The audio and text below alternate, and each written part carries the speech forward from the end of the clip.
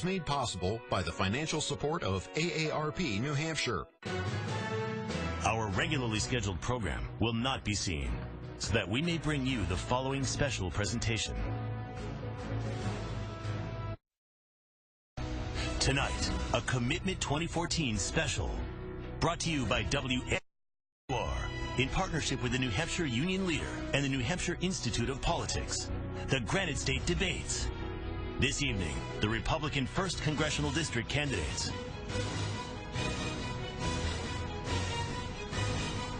And good evening, everyone. I'm Josh McKelvin, and welcome to night one of our Granite State Debates. Election night, 1 week from tonight, and this week we are going to hear from the candidates in the Republican primaries. We do begin in the 1st Congressional District. As you just heard, this is a district that includes Manchester, the Seacoast, parts of the Lakes region, and up into the White Mountains. Democratic Congresswoman Carol Shea Porter is the incumbent. She currently holds this seat. But we do want to introduce you to the three candidates on stage this evening. Dan Innes is the former dean of the UNH Business School. He also owns a hotel in Portsmouth. And Mr. Innes, thank you for being here tonight. Thank you. Great to be here. Indeed. And Frank Ginta, former congressman. He held this seat for one term from 2011 to 2013. He's also the former mayor of Manchester. Mr. Ginta, thank you for joining us tonight. Thank you, Josh. And our third candidate, Brendan Kelly, is a former selectman in the town of Seabrook. His resume includes time in the Army.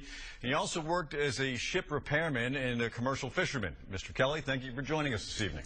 Well, thank you very much. I want to welcome everybody out there to our debate, and I especially want to thank WMUR for including me this time. All right. Well, thank you very much. Those are the three candidates. Let's talk about the format a little bit. Candidates will get 1 minute to respond to the questions tonight. 30-second rebuttals will be offered as needed. We're also going to have sort of a lightning round. Everybody loves that, where we limit the answers to 30 seconds, rather. I will have some questions. We're also going to hear from our Gene Mackin, who is live at the Institute of Politics at St. Anselm College with a voter viewing party. As a question or two will come from the audience there. And, of course, we do have our in-studio panel. That includes Josh Rogers from New Hampshire Public Radio, James Pindle from WMUR Political Scoop, and Dan Toohey from the Union Leader. So with all of that out of the way, let's go to Dan Toohey. And our first question going toward Mr. Ginta. Thank you. Once again, the militant group ISIS is making headlines with the murder of an American hostage. This time it's Steve Sotloff, who went to high school here in New Hampshire. Sotloff was the other hostage seen in the video where James Foley was killed. As you all know, Foley grew up in Wolfboro. His parents still live in Rochester. Mr. Ginta, to what ends should the U.S. military be going after this group? Well, my heart goes out to Stephen Sotloff's family as well as James Foley's family. They both have ties and connections to New Hampshire. The Foley family still resides in Rochester, and Stephen went to Kimball Union Academy here in New Hampshire. What happened today is not just a tragedy. It was a killing. This is the second beheading that ISIS has completed. The American people are angry, they're frustrated, and rightly so. The most important thing under our Constitution is not just to protect Americans, but to protect our homeland. We need to eliminate and eradicate ISIS. It needs to be done immediately. And we need to continue to work with not just Britain and other allies to ensure that we eradicate ISIS. Should there be boots on the ground? At this point, we have focused our attention on an air campaign. The air campaign needs to be stepped up by this president. This president needs to come to Congress for an act of war vote. And we need to work with our allies in the region and around the world to ensure that we eradicate ISIS. Let's go to Mr. Innes with the same question. Mr. Innes, to what degree should the U.S. be going after this terrorist group? Yeah, I think first condolences to the families involved. It's a terrible tragedy, and we never want to see this sort of thing. But I think it's important that the U.S. takes swift action. And I'm still appalled, and I was even, reminded strongly today that the president doesn't have a strategy. How can you not have a strategy when we're dealing with this sort of hatred of America and people who are bound and determined to get us and to get the rest of the world? My strategy would be to wipe ISIS off the face of the earth quickly and firmly and make sure they never come back. We can do it with our air power and the ground forces of Syria and Iraq. And we can get this done, and we must. Mr. Kelly, same question for you. Yeah, I think we're all on the same page with this. You just can't keep putting up with this. You have to make a move that actually gets their attention, because otherwise they're going to keep on coming. My feeling would be we should be over there and just destroy all the military equipment we see there. Just, if you have a military person in it, well, that's it. Clean it all out and let them know we're serious. All right, Mr. Kelly, thank you very much. Let's go to James Spindle with the next question related to this topic for Mr. Innes. All right, good evening, gentlemen. We'll stick with the same topic. Given that the United States is the largest military power in the world, we hear a lot of phrases here in that first responses. We've heard about an active war vote in Congress. We heard from you about wiping them off the face of the earth. We can't put up with this anymore. Doesn't the U.S. have an obligation to stop this group from spreading? And I really want you to focus on how. We do have an obligation. I mean, we are the sole remaining superpower in the world, and we should behave as a leader and as a superpower. I think it's really important that we step up to the role that we play globally. I think there are a couple of things that need to happen. First, the president needs to figure out what his strategy is going to be, and he needs to do that, I believe, in consultation with some of the leadership in Congress, so we can figure out what needs to happen to get after this. As I said in my first statement, I think using our superior air power, our technology, our ability to spy on our enemies, we need to use that. And then I think we've got to go to the leadership of Syria and Iraq. If we have a common enemy, it makes us friends, and that's the situation that we're in. Syria does not want ISIS to succeed, nor does Iraq. So let's work with them, get their cover on the ground, where they can be our eyes and ears and get things done, and then we get in there with the air power and really drive this home. I think that's the way to do it. And ideally, if you can get a coalition of other countries involved, we should do that. But the president has to do something, and he needs a strategy. And Mr. Ginta, the same question to you, but your response to Dan was interesting. He asked about boots on the ground. You went back to airstrikes. If this is such an immediate threat to United States national security, that we need to wipe them off the face of the earth, that we need a war vote, why aren't we going all resources? Why aren't we putting boots on the ground? I know we're war-weary in this country, but why aren't we doing that step? Well, it's because the president stated last week he doesn't have a clear strategy for this problem. So that is the fundamental issue here, is our president doesn't have a plan and needs to lead and needs to present a plan to Congress. Secondly, Carol Shea Porter sits on the House Armed Services Committee. She has been silent over the last several months on this particular issue. She's on the Committee of Jurisdiction. We as Granite Staters ought to hear from her and ought to hear what she believes in why we haven't had a plan, why this president, even a year ago who had briefings, was not prepared for this. And now we have had the unfortunate death of 2 Americans. This does have to stop. We have to continue with the airstrikes. But you are going to need an act of war vote in Congress, so Congress has the legislative jurisdiction over this issue. But the reality is the president needs to lead. He needs to provide a plan, and he hasn't done that as of yet. Mr. Kelly. I personally, I'm always opposed to war. I think wars are terrible.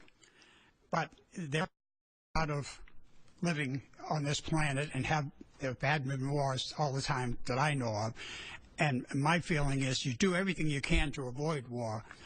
But once you decide you're going to go into war, you go in wholeheartedly and you win.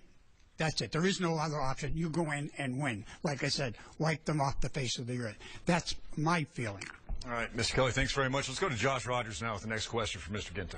Mr. Ginta, in a debate this summer, you were asked about Mr. Innes' opposition to the Patriot Act and said, quote, "You either stand with the terrorists or you stand with freedom and protecting Americans."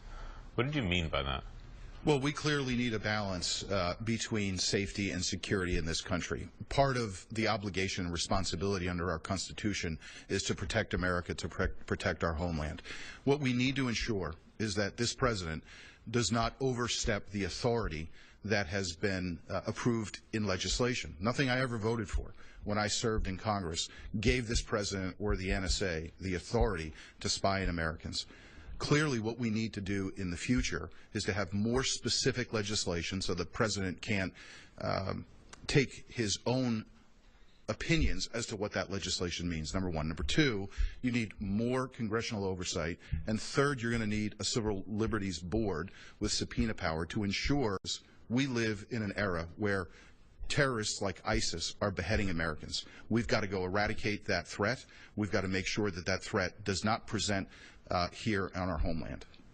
So, Mr. Innes, what sort of surveillance do you think should be allowed to protect America's national security? Well, I think the surveillance of Americans should be just like, the protections that we have and the privacy we have in other parts of our lives. If the NSA showed up at your front door and said, you've got a filing cabinet over there in the corner in your office and I want to look through it, we would tell them no, and we'd tell them to go back and get a search warrant.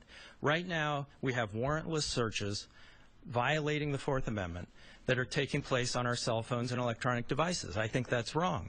And Mr. Ginta noted that we have terrorists beheading people in Iraq and Syria. We know who the terrorists are. That's who we should be spying on. Let's go after them. There's no reason to come after me. I am not a terrorist, even though I've been called one. We've got to get after the real terrorists and use the NSA to do that. The Patriot Act, as originally imposed, kind of gives that freedom to the NSA right now. We've got to get back and change that. Mr. Ginta, he just referred to comments that you made. Do you want to respond to that, where you insinuated that he stood with the terrorists? Well, it's not true. It's not true. Look, the reality is we have a fundamental obligation to protect Americans. Today, we had another American beheaded.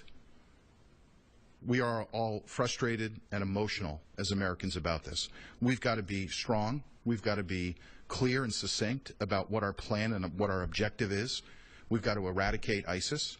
We all believe that. Most Americans believe that. And that's where my focus will continue to be. Mr. Kelly, what sort of surveillance do you believe should be allowed in the interest of national security? I don't think there should be any great limit on it, but it has to have a focus. It has to be just like if you want to go search somebody's house, you have to get a warrant. And my feeling is if you want to start doing overall surveillance on somebody, you should have to have a permission to go do that, and that you have probable cause. To me, it's always about probable cause. You just can't be looking after everybody in the country. That's enslaving everybody, and I'm totally against that. I think obviously you have to have intelligence, otherwise you're never going to be able to get these people, but you don't have to have intelligence on everybody in the country. Take it a step further then. Right now there are millions of undocumented immigrants in this country right now. Given the current climate that we're living in, do you believe that those people should be deemed initially a threat to national security? Well, yes, because some percentage of them could be. So you have to take that as a group. I mean, that's somebody who who just walked in here and said, "Oh, here I am." I don't think we can allow that to go on. It's our fault that we allowed them to come through the border, and that's a big problem we have here. And we can't keep doing that either.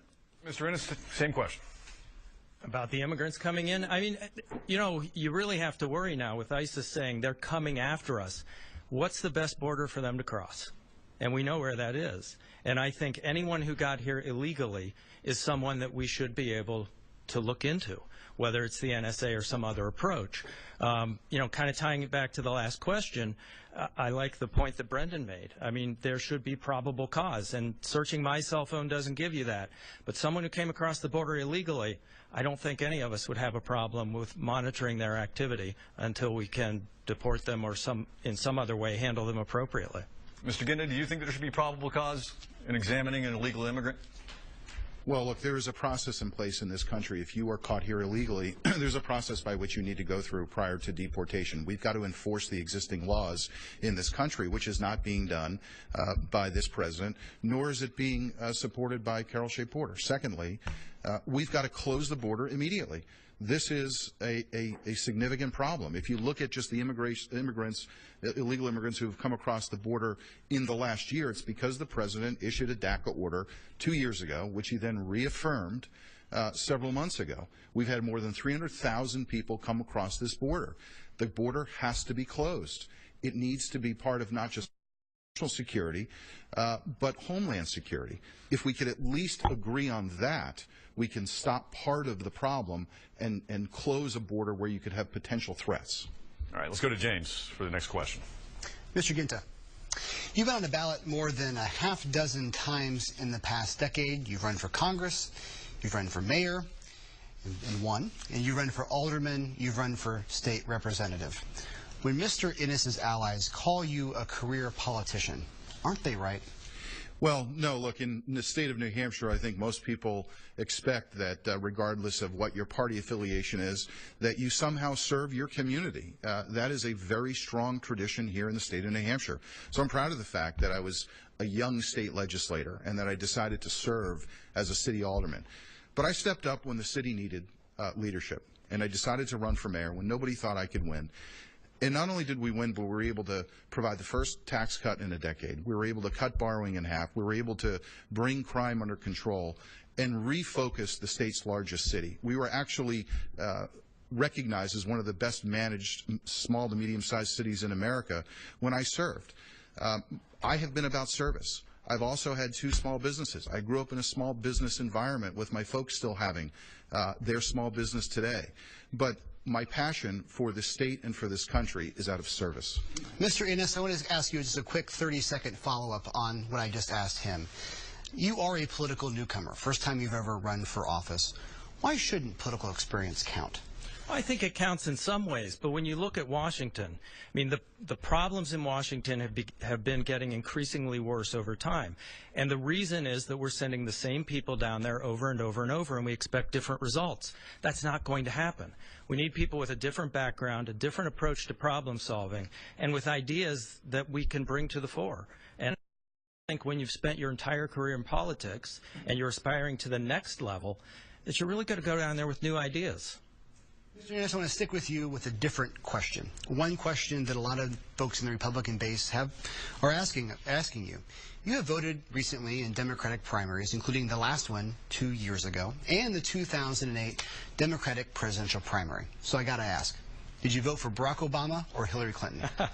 Look, I mean, this question keeps coming up, and the facts are, and I'm sure you've looked back, I registered as a Republican at age 18. I'm a free market conservative. I believe it, I've taught it, and I live it with the business that I have in Portsmouth. And I've stayed true to Republican values through my entire life. I started paying attention to politics in 1974 when President Nixon was, going through some difficult times. But I remember the price controls and that didn't feel right. And I couldn't understand why at my age, but throughout my career, I have followed politics closely. And I think the Republican Party has it right when it comes to fiscal issues, small government, low taxes, and less regulation. And those are the things that I support.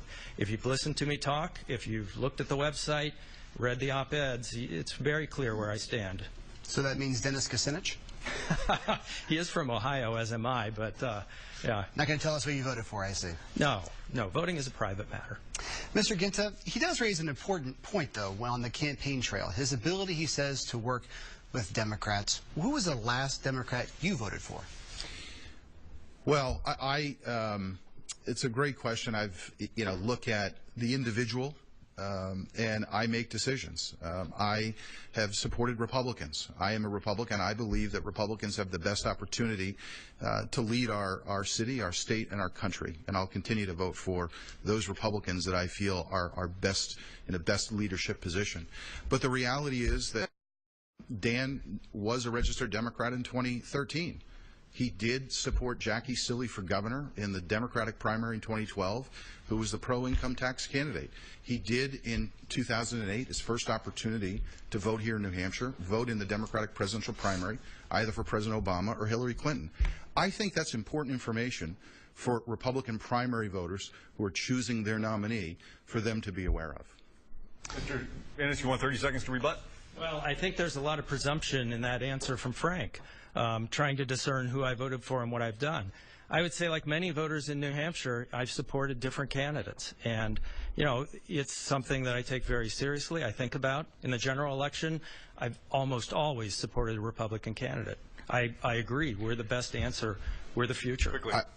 Look, I think Republicans are the right answer in terms of how we're going to run our state, our city, our country. But the reality is Dan did pull a Democratic primary ballot, did vote for either President Obama or Hillary Clinton. He did support, and he publicly stated so, that he supported Jackie Silly for governor. I mean, she was a pro-income tax candidate for governor in the Democratic primary in 2012, and he was a registered Democrat in 2013. Ballot, did vote for either President Obama or Hillary Clinton. He did support, and he publicly stated so, that he supported Jackie Sealy for governor. I mean, she was a pro-income tax candidate for governor in the Democratic primary in 2012, and he was a registered Democrat in 2013. You're shifting in your shoes over there. I'll give you a quick moment to respond. Well, you know, we're hearing a lot of statements here that aren't true. And I think if people look back over America, I mean, you know, the voting record and who I voted for and who I supported, I did not publicly support Jackie Sealy, for example. But it's not all that relevant. What's relevant is that I'm a guy who will solve problems. I understand business. I have been in business. I've created jobs. I am a Republican, period. And, you know, this is, it's all, yeah. Okay. We do have publicly stated that he supported Jackie Sealy. He wrote Jackie Sealy a check for $500 in her primary. That was common knowledge last year, and it was common knowledge that he was a registered Democrat. Okay, we got to. Mr. Kelly, James got that. Yeah, we've heard a lot about Democrats and Republicans. Let's talk about you, Mr. Kelly. 2 years ago, you were the Libertarian candidate for this office. Why are you a Republican now? Well, I ran as a Libertarian because my friends in the Libertarian Party asked me to run. And so they thought with being an elected selectman I would do well. And, you know, 14,500 people out there voted for me. But I knew that as a Libertarian I wasn't going to get elected. So I got the insight this time that maybe I should take it serious. So I'm following Ron Paul's direction that he said you have to do it within the Republican Party. And so that's the route that I plan to take to see if we can get the Republican Party on the right track. All right, right now we're going to take a little break and go over to Gene Mackin. We're not taking a break, so stay where you are. But we're going to go to Gene Mackin, who's over at the Institute of Politics at St. Anselm College. Gene, what do you have over there? Well, Josh, we have a dedicated audience of voters here at the New Hampshire Institute of Politics. Clara Monier joins us from Goffstown now. And Clara, what question do you have for the candidates tonight? Well, I would like to find out what their solutions are for the crisis that will be occurring in the Social Security system in the near future. It won't be running out of money, but if a few changes were made at the present time, it would last a long time into the future for our children and our grandchildren. And I'd like to know what the candidate's position is on that issue. Mr. Innes, we'll start with you. Yeah, I mean, Social Security is a major issue, and I think Ms. Monier is right in stating that if we make some changes now, we can avoid major problems later, and that's important. And this really ties into my plan for the budget deficit and debt. We need a strategic plan for the budget. We need a 10-year plan that lays out what we need to do to keep this country solvent as we go forward. Social Security is a part of that plan, that conversation. I think we need to be very thoughtful, and instead of thinking about the next election, we need to start thinking about the next generation. Mr. Kelly, why don't you take it from there? We have to do something. Keep kicking the can down the road is not a solution to anything. We have to elect people who are going to stand up and understand what they're supposed to be doing down there in Washington. I mean, we have $127 trillion missing, that, you know, unaccountable for pension promises that the government has made, that there's no way to be able to do that. At some point, it's all going to collapse unless we do something now to say, hey, let's get this thing, put it together, tell the people the truth, and, you know, let them cope and come to terms with this problem. Specifically, Mr. Ginta, how do we maintain the solvency? Sure. Well, thank you very much, Clara, for the question. It's an important one. We have 54 million people in our country who receive Social Security benefits and want to make sure that it is there in the long term. The reality is, if nothing is done in 2033, the Social Security will go bankrupt. We do not want that to happen. We want to preserve and protect Social Security. It's going to take a bipartisan approach. We have tried, when I was in Congress, to take a bipartisan approach to deal with Medicare. I would take the similar approach. Let's sit down with Republicans and Democrats, House and Senate, look at what the different issues are on both sides, and try to come to a reasonable solution. But the first thing you need to do is ensure that current and future recipients do not change their benefit requirement. That should not happen. We have seniors who are earning Social Security today who have paid into the system who should not have their benefits changed. So anything that we do should be on the outside, years down the road, can do that, preserve and protect Social Security, and strengthen Social Security at the same time. All right, well, let's have the same question. Let's shift it over toward Medicare, Mr. Ginta. Well, I served on the Budget Committee.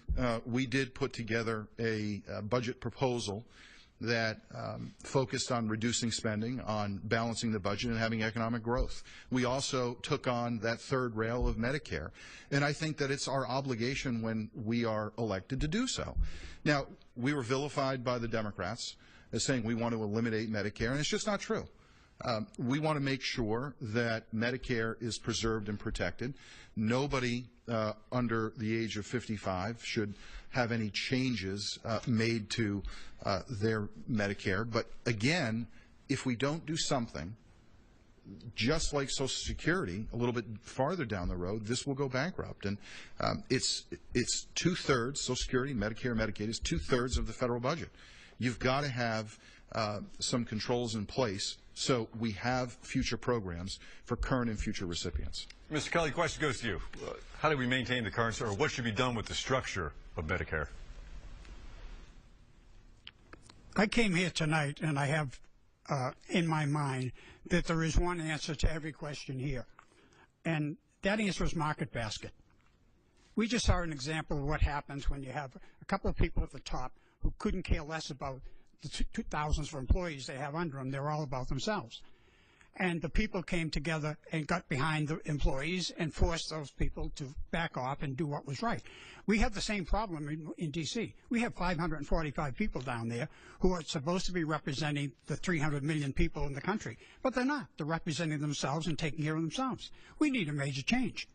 Once we get the people back in power, then we can make those changes. Market basket, anything to do with Medicare, Mr. Ennis? Well, I guess I can sort of see the analogy, but the biggest problem facing us with these programs is right now you've got about 5 people paying in for every person receiving benefits. 10 years out, it's 2 to 1. These things won't be sustainable with that sort of ratio. We do need to meet the obligations to people who have paid in. We're America, and that's the way we do things. We take care of our own.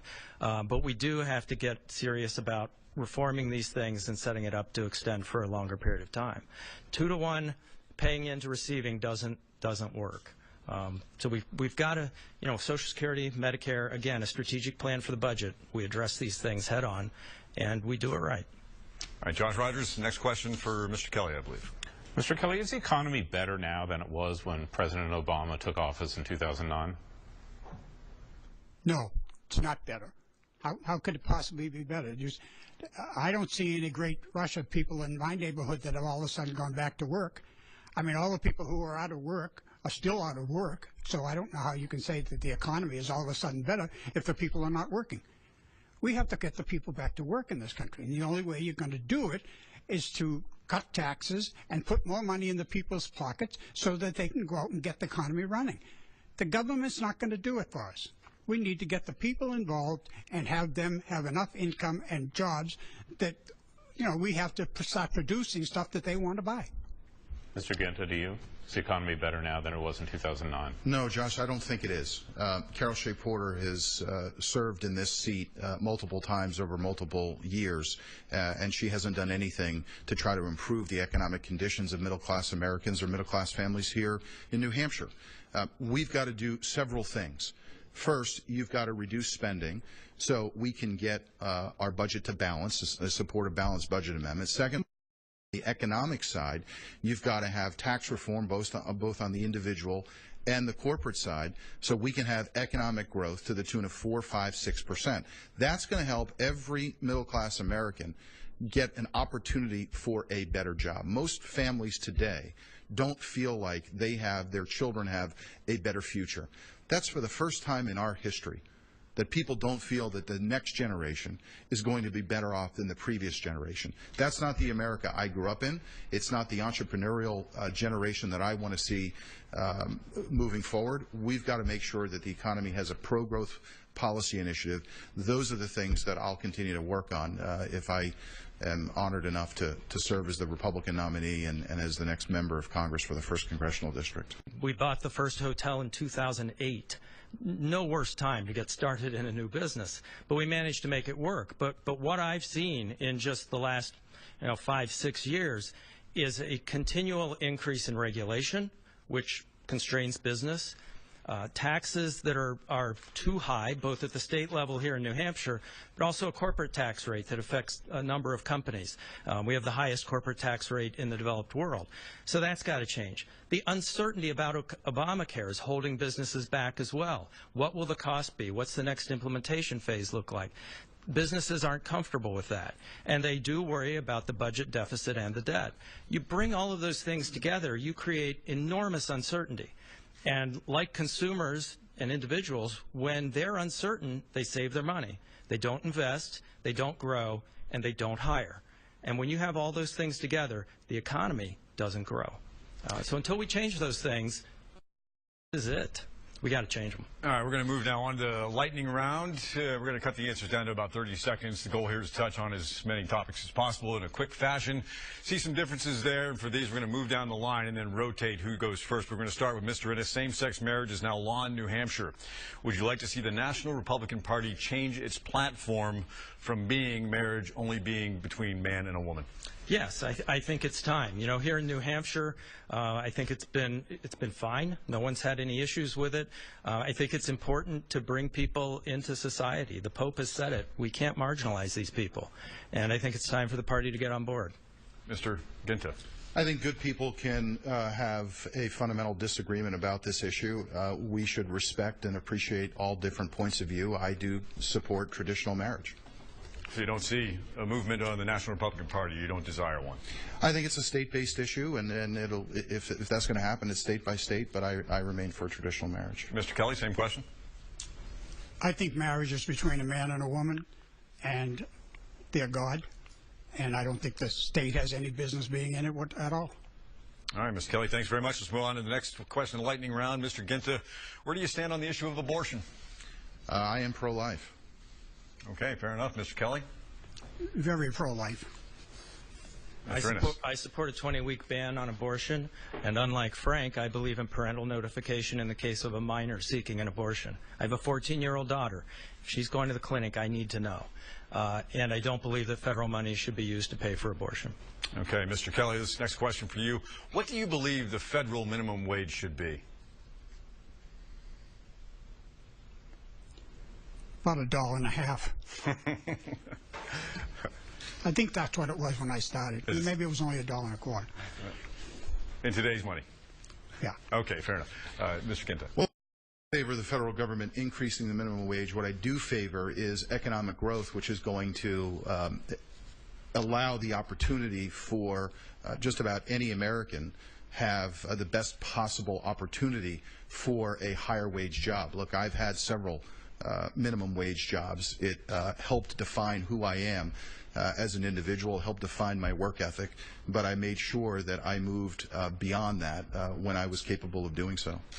All right. I'm not sure we get an exact dollar figure there, but Mr. Innes, what do you believe the federal minimum wage should be? Well, you know, it's interesting. I think the federal minimum wage should be sort of an absolute floor, because if you think about it, the cost of living in different parts of the country vary dramatically. A minimum wage in Manhattan should be more than a minimum wage in Littleton, New Hampshire. So I think, you know, it should be a state-level decision, and I think that's where that decision is best made.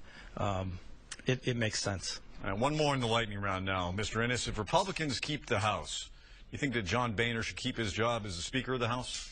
Well, you know, I was once asked at an event, you know, would I vote for Boehner for Speaker? And it was a pretty loaded question, and I responded I really couldn't tell because maybe I'd be nominated. I really doubt it. But, you know, I think that, you know, we don't know who his opponent would be. We don't know the makeup of the House. I think it's premature to speculate on that. A lot of things have happened, Mr. Ginta, under Speaker Boehner's leadership. Would you think he should keep it if the Republicans keep the House? Well, if that's going to be up to the Republican conference, they're going to determine who the candidates are, and I think a lot of people in this country are looking for new leadership, and you may see that opportunity come post-November. What do you think? We'll see who the candidates are and who the best qualified is, but there very well may be a candidate that would replace John. All right, Mr. Kelly.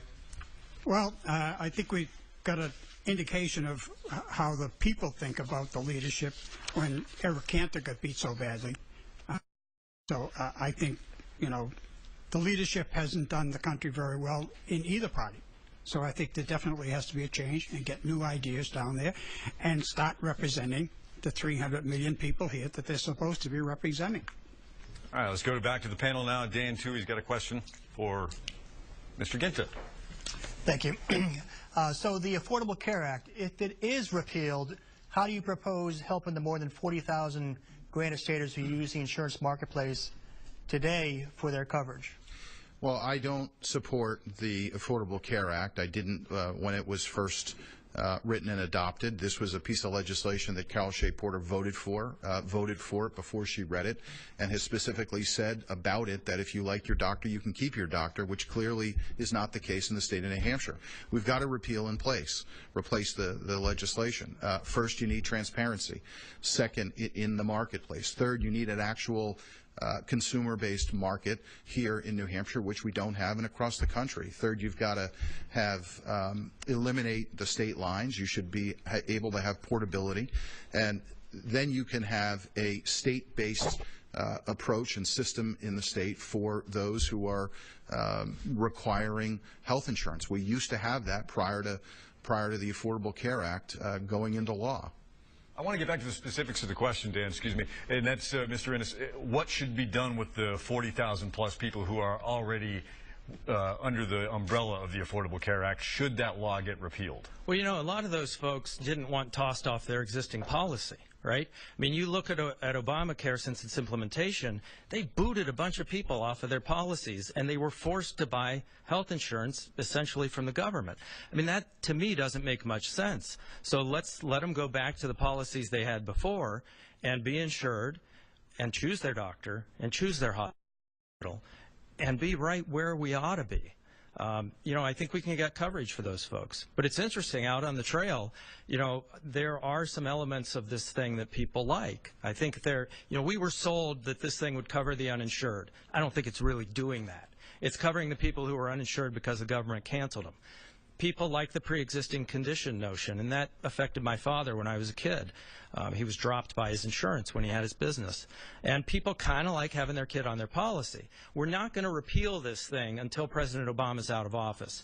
So I think in the meantime, we further delay its implementation, we slow that down, and we start hacking away at this thing as much as we can. Then we repeal it in 16. Mr. Kelly? This, to me, is an issue where I could actually support amnesty. I think we have to give the people back whatever they were at before this came on, because this Affordable Care Act, to me, was not really a health bill at all. It was a gigantic tax increase that the Democrats passed on their own. That's why none of the Republicans ever voted for it, because they knew it was an abomination, and we were told, oh, you just have to pass it to see what's in there. I'm sorry. You don't sign for anything that you haven't read already. That's my opinion. Mr. Kelly, thank you very much. All right, let's go to James, I believe. Yes. Mr. Innes, Vice President Joe Biden will be taking a tour of the Portsmouth Naval Shipyard tomorrow, which reminds us, the Pentagon says that there are too many costly military bases in the United States, but Congress won't allow them to be closed. Who's right? Wow.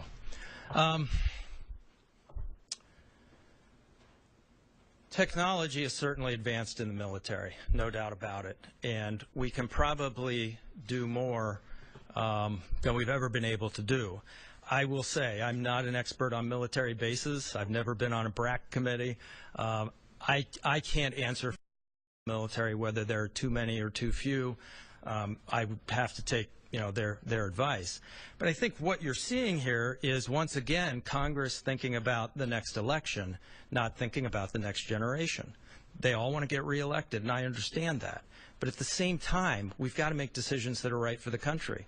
And we should listen to the experts in the military who are telling us what they need. Congress shouldn't decide military structure. They should work with the military, be advised by the military, and figure out the best path. But it's, in my view, it's not appropriate for the Congress to decide where bases would be. I really kind of want generals and defense secretaries making that decision. What do you think, Mr. Ginta? This is not about politics. Saying that you support the Portsmouth defense secretaries making that decision. What do you think, Mr. Ginta? This is not about politics. Saying that you support the Portsmouth Naval Shipyard is not political. It's about recognizing that we have one of the best shipyards in America right here in our backyard, and we need to do everything we can to support it and to ensure, if there is ever a future BRAC, that it does not close. We have bases overseas that we should be looking at closing, not here in America. Not here in America, and certainly not here in New Hampshire. We have great men and women who serve and work at the Portsmouth Naval Shipyard. They aren't just a great group of people who build ships. It's an economic engine for the seacoast, but they are regarded as amongst the best in the world, and I will do everything I can to make sure that they remain open. Very quickly, Mr. Ginta, I appreciate your effort to advocate for jobs in the district, but you're saying you know better about military bases than the Pentagon? The Pentagon can actually get political sometimes. And the reality is, if I'm elected, I will make sure I stand 100% for the men and women who serve at Portsmouth Naval Shipyard. It should not close. It should not be on a BRAC closure. And I will do everything I can with the New England delegation to fight for it. Mr. Innes, you want to something that... Well, I just want to note, I did not propose closing the shipyard in Portsmouth. I believe that is a very efficient shipyard. Everything I've heard and read suggests to me that it would not get closed because of the high quality work of the people who work there. And, you know, I too would support the shipyard. I mean, it's what you do. If you're going to put this decision into the hands of solely generals, you run the risk of them making decisions that are counter to what Congress believes. Congress would need to step in that circumstance. We have done that as a New England delegation, Republican and Democrat, going back to Jeb Bradley, going back to Judd Gregg, working with the entire New England delegation to make sure Portsmouth Naval Shipyard stays open. I would continue that fight. Mr. Kelly, where are you on this question? Well, I feel that defending our country is one of the few jobs that the government is supposed to do. And I think we should look at what it would take to defend our country and put as much into it as we need to put into it to defend our country. And if that has shipyards, the value of them, when you can, should be all along the coasts of both sides and equally distributed so that it share the wealth. You're obviously not going to have naval bases in the mid-country. You'll have something else there. But I think I can understand why the people would be looking to take care of their district and look up for their own thing. But at the end of the day, you always have to look at the big picture. How much money are we spending on this whole thing, and what is the best bang for our buck? All right, let's go to Josh Rogers now with another question from Mr. Ginta. Mr. Ginta, Congress passed and the President signed a $16 billion overhaul of the VA. Was that the right move, and are there any additional reforms you see as needed to the VA? That one piece of legislation is not the total and complete solution. What's happened to veterans across the country is a tragedy. The fact that a veteran would have to wait in line to try to get an appointment and subsequently pass because that care was not provided is indefensible. Veterans across our nation who fight for our freedom should not have to fight for the benefits that they've earned. Here in New Hampshire, I've always supported the notion of a full-service veterans VA hospital. But beyond that, every veteran should have a very simple card where they can go seek treatment anywhere they choose. That's something that we can get done. There is bipartisan support for it, rather than having to go from here down to Massachusetts, particularly if you're from the North Country, which is an all-day trip. We've got to have spectacular service provided, and the best way to do that is to provide a card. They can go to any hospital, any doctor of their choosing. Mr. Innes, what did you make of the bill to fix the VA, and what do you think needs to be? I visited a VA clinic during the campaign, very impressed with what they do here in New Hampshire.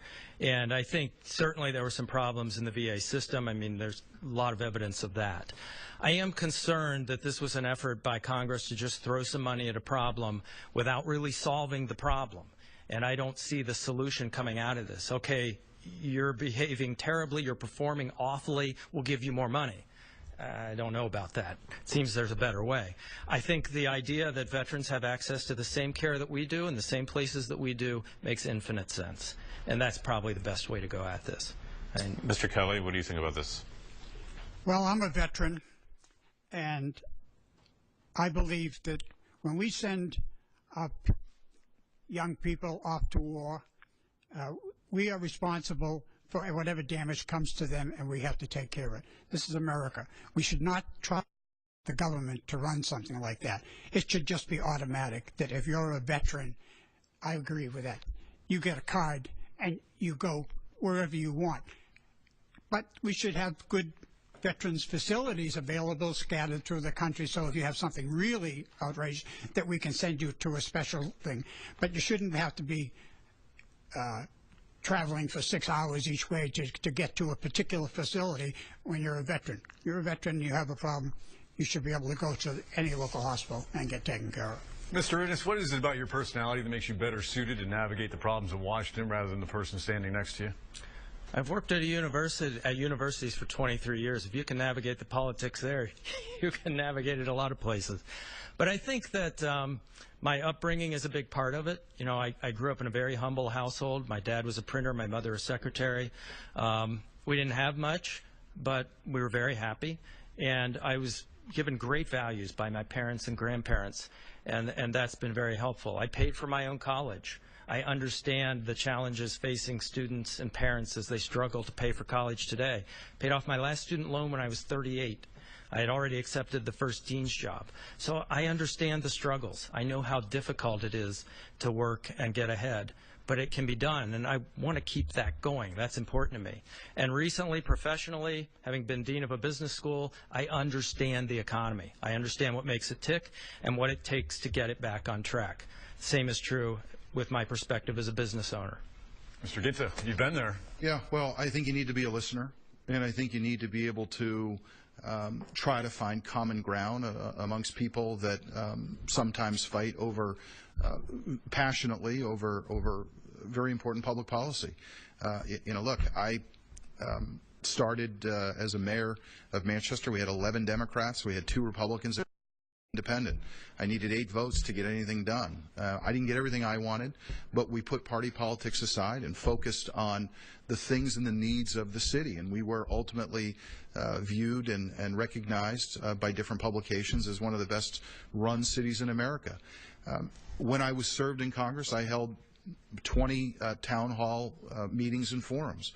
I held 6 job fairs trying to help people in the state of New Hampshire get jobs. And finally, I passed 3 pieces of legislation in my only term as Congress, working with the Democrats in the Senate and this president on things that were critical to New Hampshire, 2 transportation-related bills and 1 cleaning up Clark's Veterans Cemetery. I think that distinguishes me in terms of my ability to get things accomplished on behalf of my constituents. Mr. Kelly. I've been waiting for 40 years for somebody to stand up and do what's right for America. I'm in this race because I'm tired of waiting. Somebody's got to stand up and start telling the American people the truth. And the truth is, the government doesn't run anything well. We have to cut down on government and start representing the best interests of all the people in the country. All right, let's go to Dan Toohey. Time's flying. The Highway Trust Fund has a funding issue, of course, along the country and here in New Hampshire. This program helps pay for road projects like I-93 expansion, everything from road bridges and some local projects as well. It gets money largely from the federal gas tax, but will it soon not have enough money to pay for some of these major priority projects?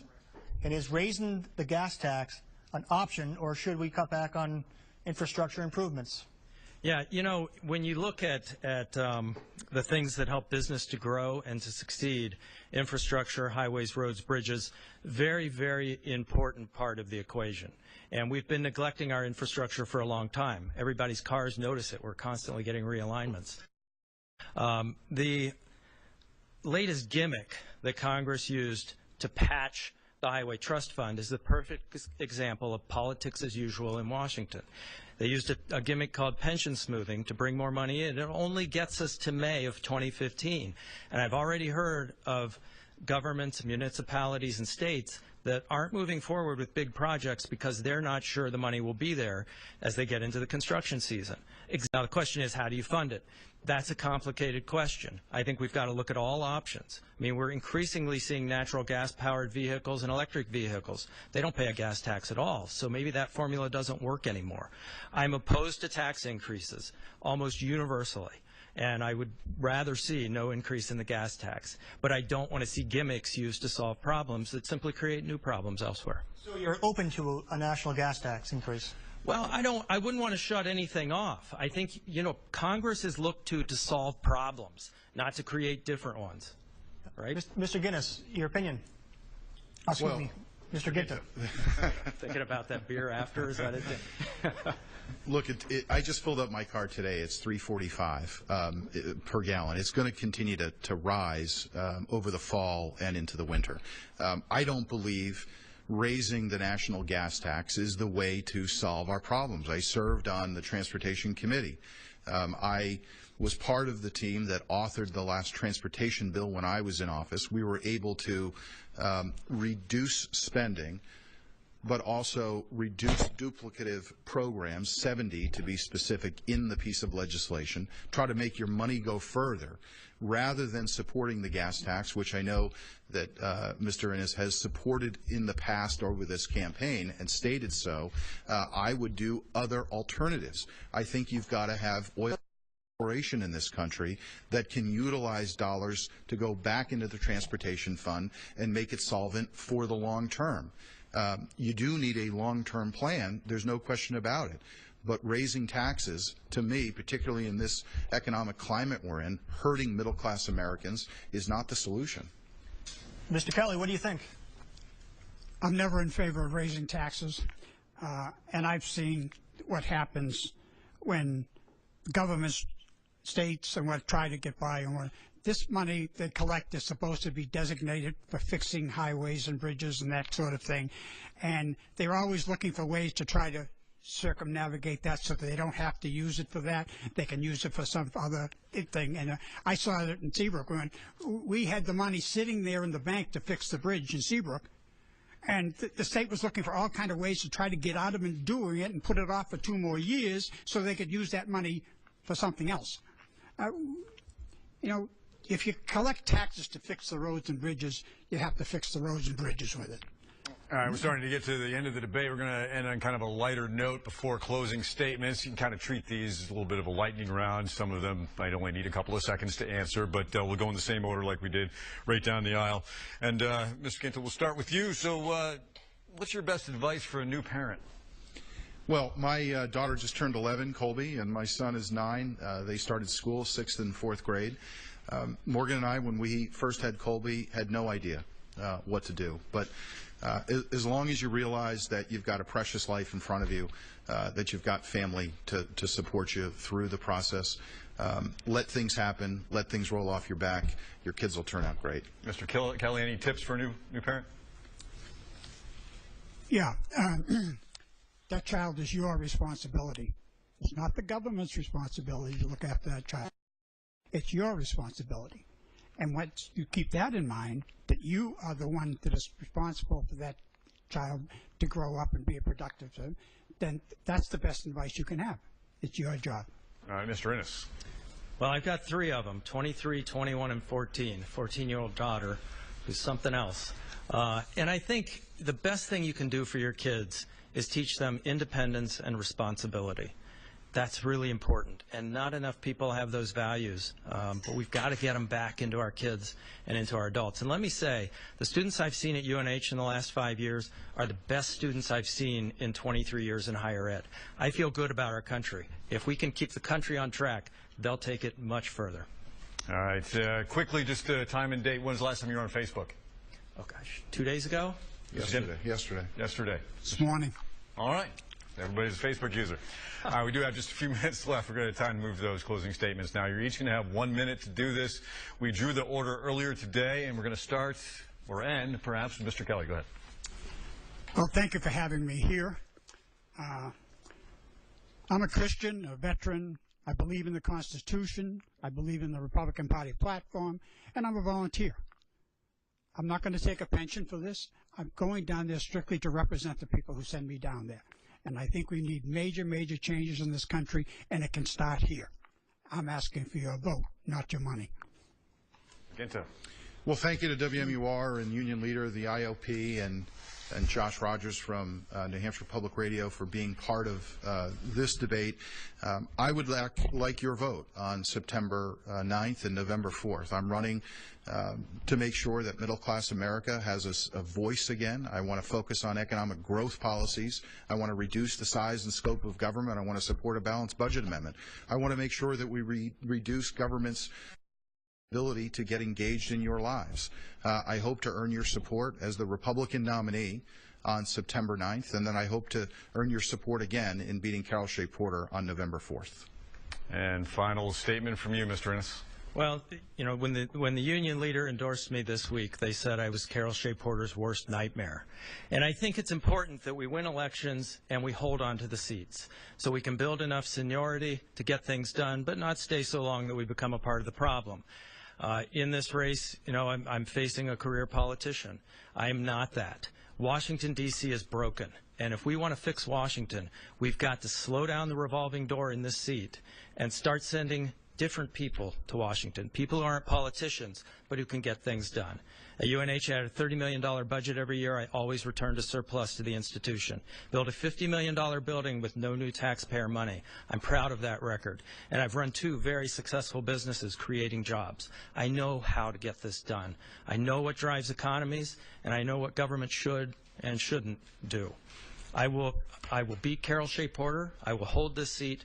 And the people of New Hampshire, not the Speaker of the House, will be my boss. Yes, no, or maybe. Do you pledge to support whoever wins this primary? Oh, absolutely. Yes. Mr. Ginta, Mr. Kelly. Yes.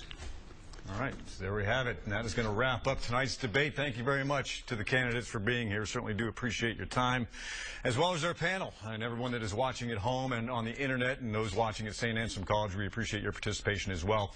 Don't forget, tomorrow night we're talking about the 2nd Congressional District race there. Once again, we will have 3 candidates on stage: Mayor Linda Garcia, Gary Lambert, as well as Jim Lawrence. And you can read more about everyone and where they stand on the issues and get some basic biographical information, have some fun facts. All that can be found on our website at WMUR.com. Just look for a link to the elections section inside the main media window. For now, that's it for us. Thank you very much for joining us. Once again, 1 week until primary night. We'll have a full recap of tonight's coverage, though, at 10 o'clock starting at MeTV. And then, of course, back here at Channel 9 WMUR at 11 p.m. Be safe. Have a great night.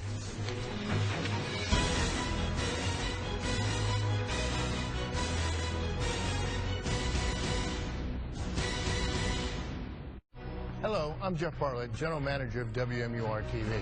And I'm Todd Fahey, State Director of AARP New Hampshire. Thank you for watching tonight's debate. We appreciate you taking the time to get to know the candidates a little better. At AARP, we work to ensure that our 225,000 members and all New Hampshire voters have the opportunity to engage in the political process and have the information they need to make an informed decision. That's why we're pleased to sponsor tonight's debate. On behalf of